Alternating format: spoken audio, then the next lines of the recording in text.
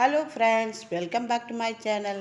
இன்றைக்கி நம்ம என்ன பார்க்க போகிறோன்னா, ஒரு 2 மந்த்ஸ் முன்னாடி இந்த மாதிரி பப்பாளி விதைகள்லாம் நான் ஒரு முட்டை பாக்ஸில் போட்டு அதில் நான் பதியம் போட்டு வச்சுருந்தேன். இப்போ சூப்பராக வளர்ந்துருக்கு.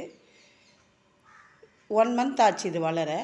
இப்போ இதை நான் நடவு செய்த ஒரு மாதத்துக்கு பிறகு நான் இதை என்ன பண்ணேன், ஒவ்வொன்றா எடுத்து இந்த பிளாஸ்டிக் கவர் இருக்குது பார்த்திங்களா, அதில் நல்லா ஹோல்ஸ்லாம் குத்தி அதில் மண்ணெல்லாம் போட்டு நான் அதில் நடவு செய்தேன்.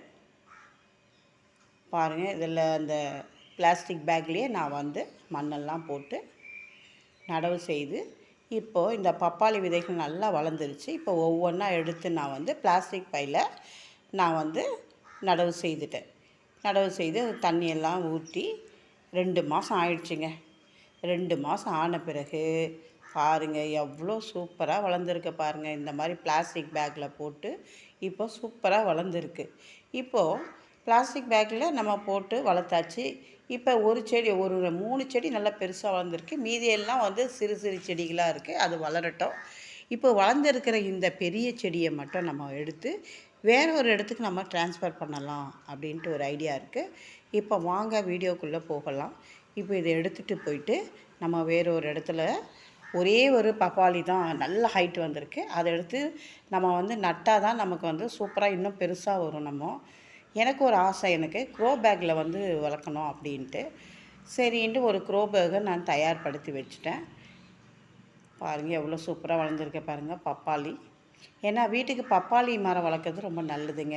ஏன்னா நமக்கு பப்பாளி பழம் ரொம்ப முக்கியமானது. தினந்தோறும் எடுத்துக்கக்கூடிய ஒரு பழம் எதுன்னு கேட்டிங்கன்னா பப்பாளி பழங்க. அதில் சத்துக்கள் நிறைந்து உள்ளது.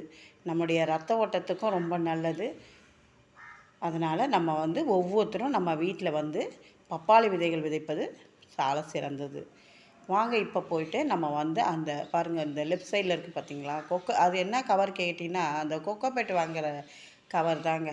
அந்த கவரை என்ன பண்ணேன், நல்லா ஹோல்ஸ்லாம் போட்டு மண்ணெல்லாம் போட்டு அதில் நான் பதியம் போட்டு அந்த பப்பாளி விதைகளை நான் அதில் நட்டுட்டேன்.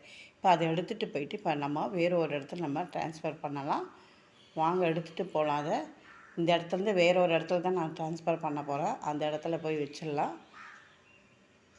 பாருங்கள், ஒரு விதைச்சி பதியம் போட்டு அது இடமாற்றி அது பராமரிக்கிறதுக்குள்ளே போதும் ஆகிடும். அப்படி பராமரித்தா தான் நமக்கு நல்ல ஒரு மரங்கள் கிடைக்கும். இப்போ இந்த க்ரோ பேக்கில் தான் நான் வைக்க போகிறேன். ரொம்ப நாள் ஆசை.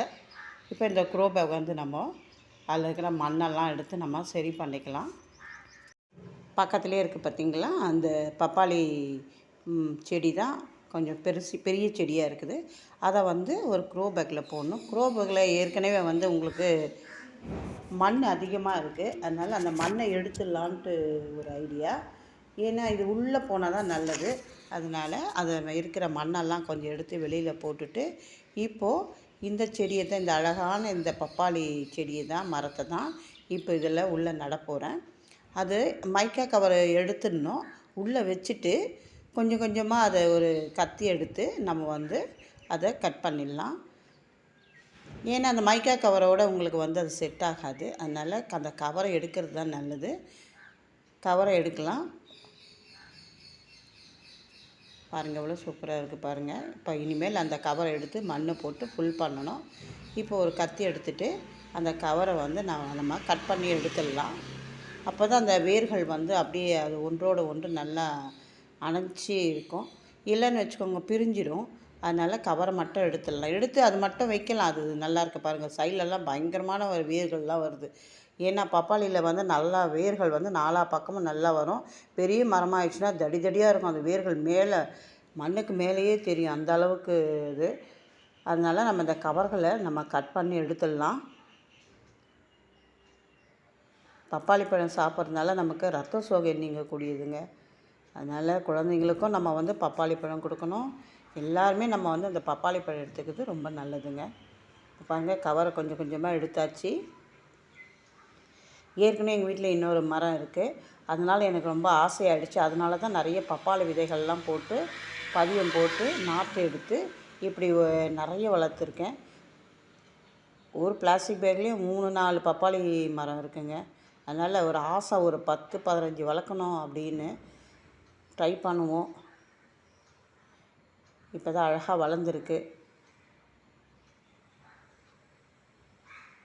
இந்த மாதிரி எல்லா செடிகளும் இந்த மாதிரி தாங்க நான் நாற்று எடுத்து நட்டது. இப்போ பப்பாளி செடி நட்டுட்டேன். இப்போ வந்து பிளாஸ்டிக்லாம் எடுத்து முடிச்சாச்சு. இப்போ வந்து மேற்கொண்டு கொஞ்சம் மண்ணை போட்டுடலாம்.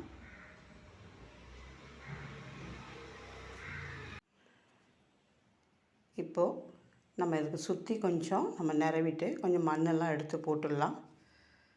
அப்போ தான் உங்களுக்கு வந்து இன்னும் நல்லாயிருக்கும். அதன் பிறகு வாரத்துக்கு ஒரு முறை அதுக்கு வேண்டிய சத்தான கோகோபெட்டு, கார்டன் சாயிலு, இந்த காய்கறி கழிவுகள், அதுக்கப்புறம் வந்து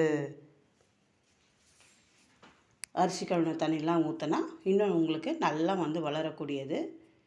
பப்பாளிக்கு வந்து வெயிலில் நல்லா இருந்தால் வளரக்கூடியது. அதுக்கு அவ்வளோவா தண்ணி தேவைப்படாது. இருந்தாலும் நம்ம விடுறது ரொம்ப நல்லது. இப்போ மண்ணெல்லாம் போட்டு நிரப்பிடலாம்.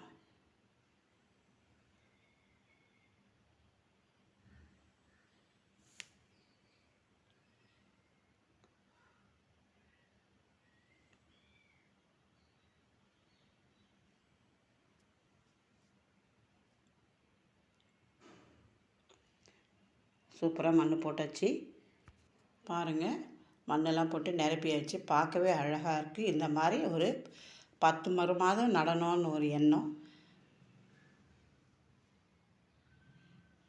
நிறைய பழங்கள் கிடைக்கும் இல்லைங்களா? நாமளும் சாப்பிட்லாம், மற்றவங்களுக்கும் கொடுக்கலாம். இப்போது தண்ணி ஊற்றிடலாம். ஒரு பப்பாளி பழம் வாங்க போனோம்னா உங்களுக்கு ஒரு ரூ. 80, ரூ. 85, ரூ. 100 இல்லாமல் ஒரு பெரிய பப்பாளி பழம் நம்மளால் வாங்க முடியாது. இப்போ நான் பப்பாளி பழமே வாங்குறதே கிடையாது. எங்கள் வீட்டிலே நல்லா காய் காய்ச்சி பெரிய மரம் ஒன்று இருக்குது. அதுலேருந்து ஒரு ஒரு பழங்க வாரத்துக்கு ஒரு முறை எப்படி எங்களுக்கு கொடுத்தது. அதனால நாங்கள் அதுலேருந்து எடுத்து சாப்பிட்டுறோம். அந்த ஒரு ஆசை தாங்க, வேறு ஒன்றும் இல்லை. நாமளும் வந்து மற்றவங்களுக்கும் சொல்லணுன்ற நோக்கத்தோடு தான் உங்களுக்கு நான் சொல்கிறேன். தேங்க்ஸ் ஃபார் வாட்சிங்.